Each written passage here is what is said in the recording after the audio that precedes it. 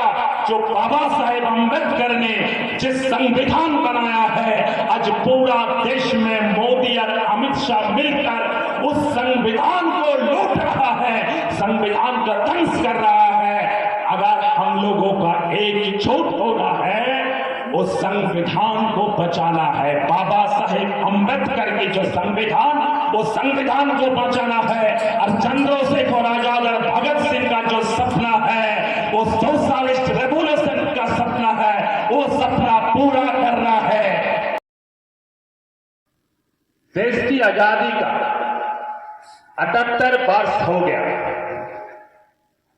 महंगाई अब आसमान छू गई और बेरोजगारी की बात हम करें तो ये मध्य प्रदेश से मणिपुर तक और केरला से कश्मीर तक हर घर में एक नौजवान लड़ रहा है बेरोजगारी के खिलाफ।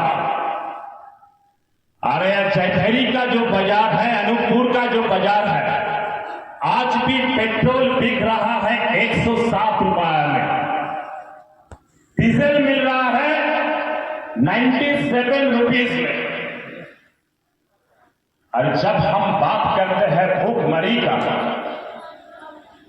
पूरा विश्व की 127 देश के अंदर जो ग्लोबल हंगर स्ट्राइक की स्थिति है, मेरा भारत, महान भारत का स्थिति है 105 में।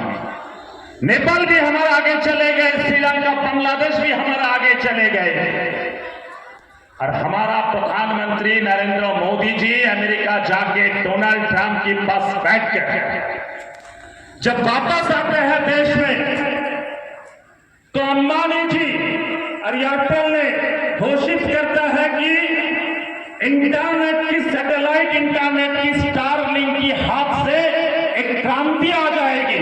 लेकिन आज की देश का स्थिति है कि देश की 55% नगरों के भी इंटरनेट यूज करने का कोई औकात ही नहीं है। देश की 78%, 78% नागरिकों को सिर्फ बैंक का अकाउंट है। देश की प्रधानमंत्री नरेंद्र मोदी लाल किला से घोषित करते हैं कि हर घर में तिरंगा लगाओ, लेकिन आज भी देश की आजादी की 78 वर्ष के बाद 2 मिलियन 20 लाख की ज्यादा परिवार को कोई घर की आज नहीं है। लेकिन अब जब मध्य प्रदेश का चीफ मिनिस्टर मोहन यादव जी और दिल्ली का जो तनाशाही सरकार मोदी और अमित शाह जी जैसे बातें करते हैं कि देश में एक भी कई समस्या नहीं है, एक भी कई मुद्दा नहीं है, सबसे एक ही समस्या है, वो हिंदू मुसलमान, बाबर, औरंगजेब, कब्रिस्तान, संसार। जब पूरा विश्व ये साइंस टेक्नोलॉजी की दौड़ से स्पेस तक जा रहा है, लेकिन ये नरेंद्र मोदी, अमित शाह हमारा देश को ले जा रहा है 300 साल पीछे, मुगल, औरंगजेब, बाबर की। लेकिन ये नरेंद्र मोदी आज से 12 साल पहले, 12-13 साल पहले जब गुजरात की मुख्यमंत्री से दिल्ली की प्रधानमंत्री बनने के लिए आ रहा था, तो पूरे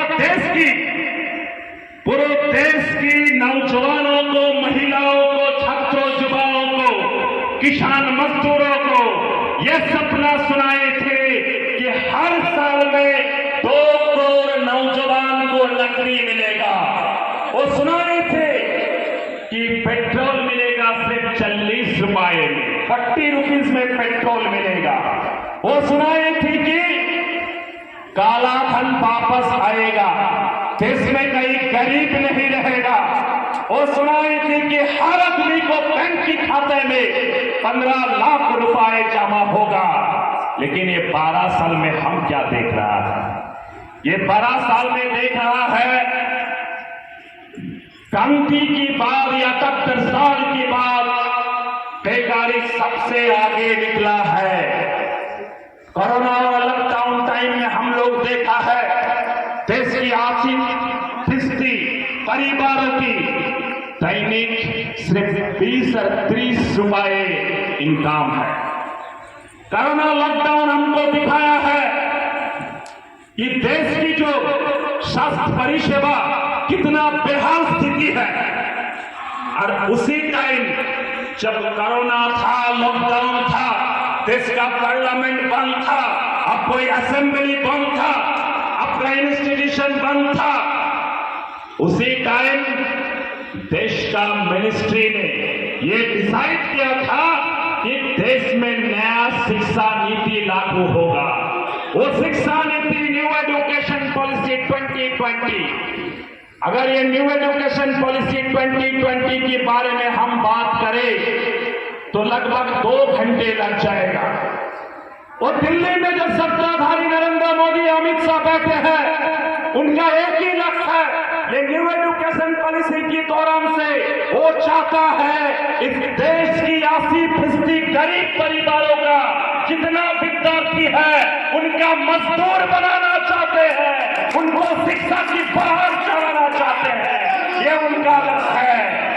आप जब अनूपपुर का, चैथरी का, सैडल का जो नागरिक है, जो एससी कम्युनिटी से आते हैं, एसटी कम्युनिटी से आते हैं, ट्राइबल कम्युनिटी से आते हैं, उनका इतना घृणा है जो दिल्ली में बैठकर बोलता है कि हिंदू का सरकार है नरेंद्र मोदी, अमित शाह, लेकिन हर दिन पार्लियामेंट के अंदर, पार्लियामेंट के बाहर वो मोदी, अमित शाह आपका बाबा साहेब अंबेडकर का अपमान करता है। यह है उसका असलियत हकीकत। जिस बाबा साहेब अंबेडकर ने पूरा देश का जो एससी है, एसटी है, ट्राइबल है, उनको इज्जत दिलाया था, उनको हक दिलाया था, अपना कॉन्स्टिट्यूशन दिलाया था, जिस कॉन्स्टिट्यूशन के ओर से हिंदू हो, मुस्लिम हो, एससी हो, एसटी हो, ट्राइबल हो, सबको समता था, सबको स्वाधीनता था। आज जो हम लोग आरएसपी है, क्रांतिकारी पार्टी है, हम ये बुलंद आवाज से ये बोलना चाहते हैं, देश की 78 साल जो आजादी का साल चले गए, महंगियां जब आसमान छू गए, विद्यार्थियों का जो एजुकेशन सिस्टम चाहिए, सबका शिक्षा, सबका रोजगार, सबका नौकरी चाहिए, जो महिलाओं का, मां बहनों का जो इज्जत चाहिए, वो मिल नहीं रहा है।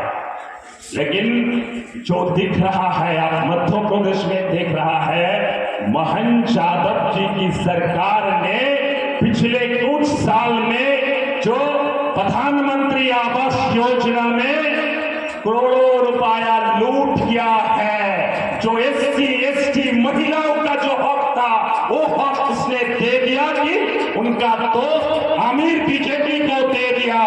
लगभग 8,000 परिवार आवास योजना को जो गरीब का हक था वो दे दिया अमीर आदमी को। जो सीएजी का रिपोर्ट है, टाइम्स ऑफ इंडिया में प्रकाशित भी हुए थे कि मध्य प्रदेश की जो नागरिक है, आम नागरिक है, हर साल मिनिमम 52% जो नागरिक है उनको बिना घूस नहीं देने में पंचायत से कलेक्टर तक कुछ कम भी नहीं मिलता। इतना भ्रष्टाचार है ये मध्य प्रदेश के मोहन यादव, शिवराज सिंह चौहान से मोहन यादव जी की सरकार और दिल्ली में बैठकर और नरेंद्र मोदी, अमित शाह की सरकार।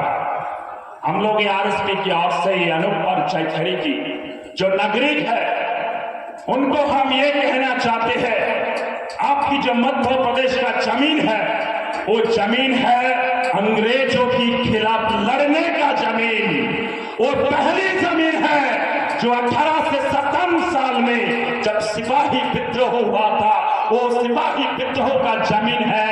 ये तात्या टोपी का जमीन है, ये जमीन है चंद्रशेखर आजाद की जमीन है, जिसने बनाया था हिंदुस्तान सोशलिस्ट रिपब्लिकन आर्मी। उसी हिंदुस्तान सोशलिस्ट रिपब्लिकन आर्मी का साथ जुड़ी है हमारा रेवोल्यूशनरी सोशलिस्ट पार्टी।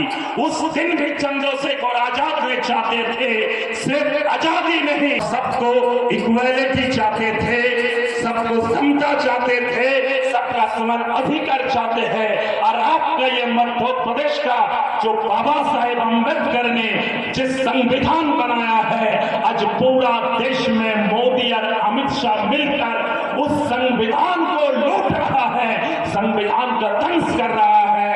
अगर हम लोगों का एकजुट होना है, उस संविधान को बचाना है। बाबा साहेब अम्बेडकर की जो संविधान, वो संविधान को बचाना है। और चंद्रशेखर आजाद और भगत सिंह का जो सपना है, वो सोशलिस्ट रेवोल्यूशन का सपना है, वो सपना पूरा करना है। मुझे तो लगता है आज जब चैथरी का जमीन में आरएसपी पार्टियों ने जो जुलूस निकाला है, और जिस जुलूस से ये आवाज निकाला आ रहा है, हर जोर जुलूम की टक्कर में संघर्ष हमारा नारा है, ये आवाज अब तक पहुंच गया है मध्य प्रदेश की जो सरकार है और दिल्ली की सरकार के पास।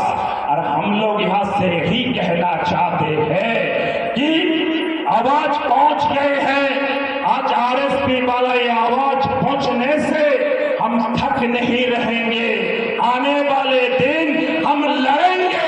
अब हर मुद्दे जो जंग के नगरक का मुद्दे है, वो महिलाओं के मुद्दे है, वो विद्यार्थियों का मुद्दे है, नौजवान को जो मुद्दा है, वो मुद्दा लेके हम लड़ेंगे, हम आगे बढ़ेंगे।